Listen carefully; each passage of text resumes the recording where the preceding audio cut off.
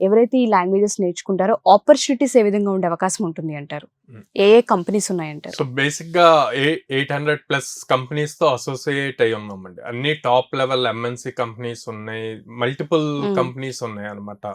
Like product based companies తీసుకుంటే red bus ఉంది, service based లో HCL టెక్నాలజీస్ ఉంది, తర్వాత TCS, విప్రో, ఇన్ఫోసిస్, ఇన్ఫిటిక్ ఎగ్జామ్స్ రాస్తారు, ఎడ్జ్వర్వ్ అని చెప్పి ఉంది, మార్గన్ స్టాన్లీ అని టాప్ బేస్డ్ కంపెనీ. ఇట్లా మల్టిపుల్ కంపెనీస్ ఉన్నాయండి, ఈ కంపెనీ ఆ కంపెనీ లేదు.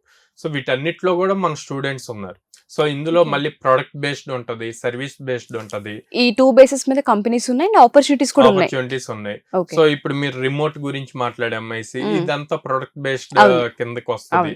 సో అక్కడ మీరు ఇప్పుడు ఆ రిమోట్ లో నాట్ ఓన్లీ, ఇప్పుడు ఆ రిమోట్ వచ్చేసి బేసిక్ గా ఈసీఈ ట్రిపుల్ ఎలక్ట్రికల్ వాళ్ళ రిలేటెడ్ అనుకుంటారు అంతా.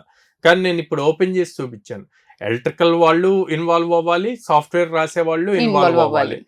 ఇప్పుడు ఎక్కువగా ఈ రెండు వచ్చిన నాలెడ్జ్ ఉన్న వాళ్ళని తీసుకుంటున్నారు, ఎక్కువ ప్రిఫరెన్స్ ఇస్తున్నారు. సో అందుకే ప్రతిదీ స్కిల్ ఓరియంటెడ్ గా నేర్చుకోవాలి అన్నది ఇంపార్టెంట్. ఓకే.